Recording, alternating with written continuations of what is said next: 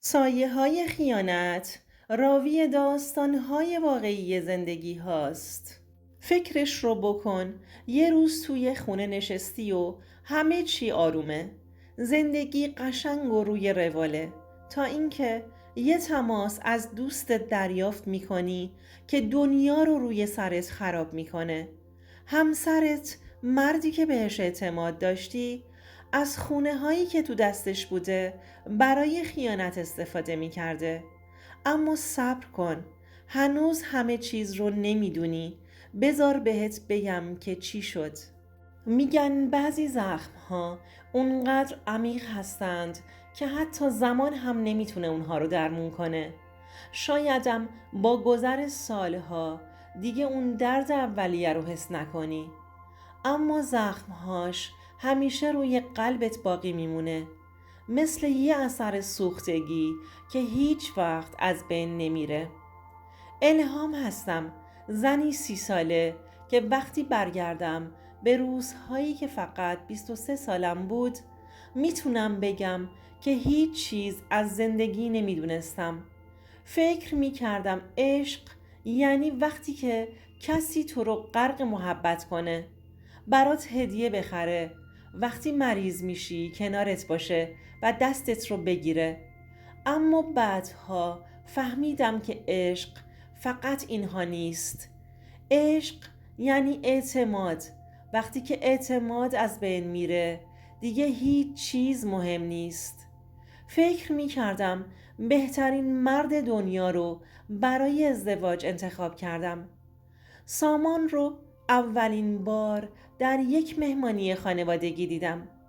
قد بلند، خوش لباس، با اون چشمای عسلی که زیر نور برق می زدند. انگار همه نگاه ها رو به خودش جذب می کرد.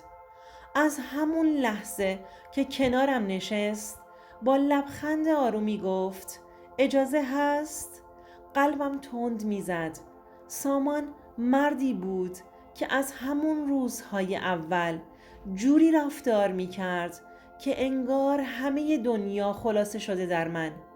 بعدها که بیشتر با هم آشنا شدیم فهمیدم که مشاور املاک داره و کارشم خیلی خوب گرفته و حسابی هم دستش به دهنش میرسید. خونه هایی که برای فروش و اجاره در اختیارش بود اغلب در مناطق لوکس شهر بود. با آدم های زیادی در ارتباط بود، از سرمایه دارها گرفته تا افرادی که برای خرید خونه می اومدند. خانواده من همیشه معمولی بودند، نه فقیر نه پولدار. زندگی متوسطی داشتیم و وقتی سامان وارد زندگیم شد احساس کردم انگار دارم پا میذارم توی دنیای جدید، دنیایی که پر از امنیت و آرامشه. 2 سال بعد ازدواج کردیم. شروع زندگیمون درست مثل یه رویا بود. سالهای اول زندگیمون عالی بود. عاشقانه هایی که از سامان می دیدم باعث می شد فکر کنم توی یه قصه عاشقانه واقعی هستم. هر روز بهتر از روز قبل. سفرهای 2 نفره آخر هفته، هدیه های بی دلیل و بی مناسبت، عکس هایی که از زمان در کافه ها و رستوران های شیک گرفته می شد، دست هایی که تو خیابون محکم توی دستم گرفته می شد. سامان هیچ وقت برام کم نمیذاشت. حتی گاهی با خودم میگفتم خدایا چقدر خوشبختم، ولی کاش میدونستم همه اینا موقتیه. کاش میفهمیدم که پشت این چهره مردونه و رفتارهای دلبرونه یه حقیقت تلخ پنهونه. انگار خوشبختی بیش از حد هم ترسناکه، چون همیشه این احتمال وجود داره که یه روز بیدار بشی و ببینی همش یه خواب بوده. زندگی ما 4 سال به همین منوال گذشت، اما از سال 5 همه چیز تغییر کرد. سامان دیرتر به خونه می اومد، گاهی بدون اینکه توضیحی بده تلفنش رو در جیبش میذاشت و جواب تماس‌ها رو با پیامک میداد. اگر کنارش می نشستم و به صفحه گوشیش نگاه می کردم، سریع صفحه رو خاموش می کرد. یه بار هم که به شوخی گفتم چرا همش سرت تو گوشیه؟ خیلی سریع گفت مشتری عزیزم، کارمه دیگه. تا یه شب که بوی عطر عجیب از لباسش به مشامم خورد. عطری که هیچ وقت در خونه ما نبود. از همون لحظه قلبم برای اولین بار حس کرد که چیزی درست نیست. همه چیز از جایی جدی شد که یه روز مینا، یکی از بهترین و صمیمیترین دوستام، سراسیمه با چشمایی پر از تردید اومد سراغم. یه روز که توی کافه نشسته بودیم یکم منمن کرد. انگار خبری داشت که نمیدونست چطوری باید اونو بگه. بعد از کمی منمن کردن گفت الهام، یه چیزی هست که باید بدونی. سامان رو دیدم. من که از این جور حرف بدم می اومد یه نفس عمیق کشیدم و گفتم چی شده؟ فقط راستش رو بگو. یه لحظه مکث کرد. انگار که شک داره چیزی که میخواد بگه چه عواقبی میتونه داشته باشه. بعد با صدای آروم ولی محکم گفت سامان رو با یه زن توی یکی از خونه های فروشی دیدم الهام. دستهاشون توی دستهای هم بود. نفسم بند اومد. بدنم یخ کرد. مغزم فرمون نمیداد که چی باید بگم. همون لحظه به خودم گفتم امکان نداره. با یه زن تو یکی از خونه های فروشی، شاید مشتری بوده. مینا سرش رو به نشانه نه تکون داد و نفسش رو محکم بیرون داد و گفت کاش فقط یه مشتری بود. ولی دستاشون توی دستای هم بود الهام. اون جوری نگاهش میکرد که نمیدونم چطور بگم. اون نگاه یه مشاور املاک نبود. تمام وجودم یخ کرد. نمیخواستم باور کنم. اما ذهنم پر از هزاران سوال شده بود. هزاران تصویر از تمام اون شبهایی که سامان دیر به خونه می اومد. تمام اون روزهایی که براش لباسهاش رو شسته بودم و عطر غریبه‌ای به مشامم خورده بود. با خودم گفتم سامان عاشق منه. غیر ممکنه خیانت کنه. این فقط یه سوء تفاهمه. با تته پته گفتم شاید مشتری بوده. تو اشتباه دیدی مینا. نفس عمیقی کشید. دستمو گرفت و گفت کاش من اشتباه کرده بودم الهام. ولی این اولین باری نبود که دیدمش. چند وقت پیش هم یه چیزایی به چشمم خورده بود. ولی دلم نمیخواست تو رو ناراحت کنم. اما امروز دیگه نتونستم چیزی نگم. اون شب تا صبح خوابم نبرد.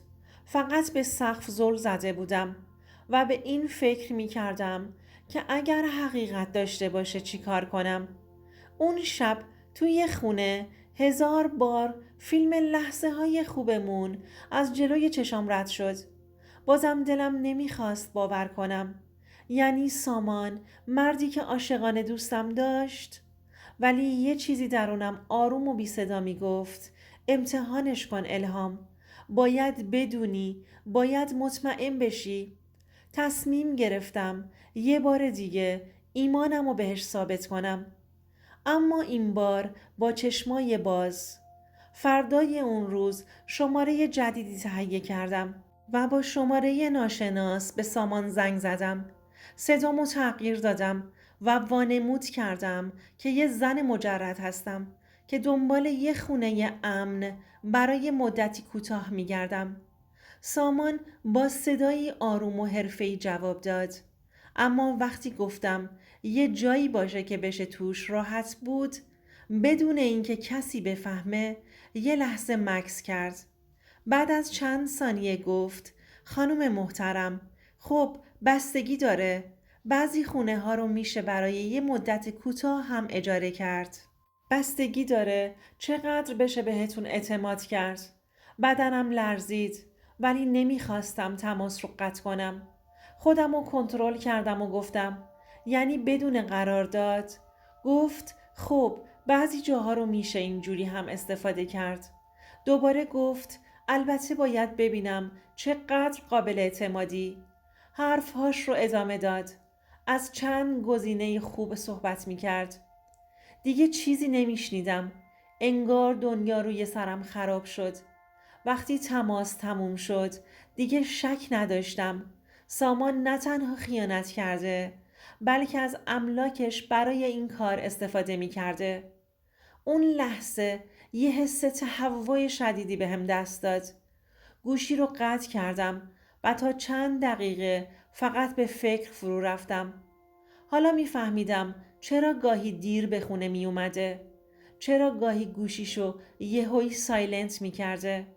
همه چی مثل یه پازل بود که حالا تیکه هاش کنار هم قرار گرفته بود و تصویری که ازش ساخته می شد وحشتناک بود.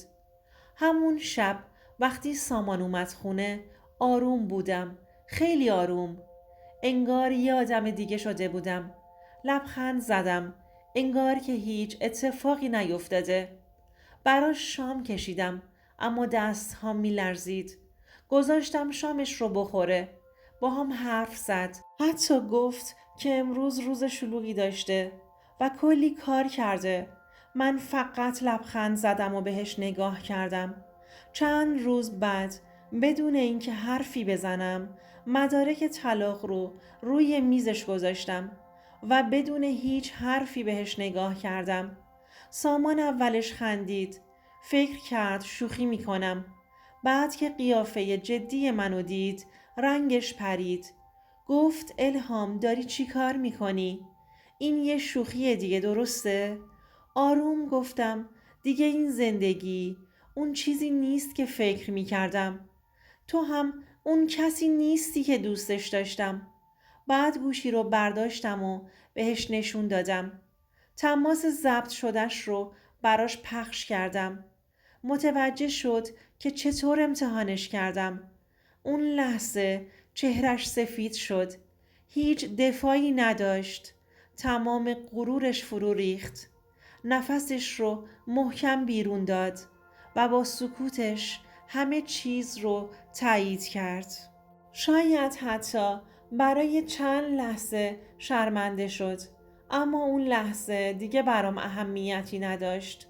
چمدونم رو برداشتم و بدون هیچ دعوا و جنجالی خونه رو ترک کردم و دیگه هرگز برنگشتم.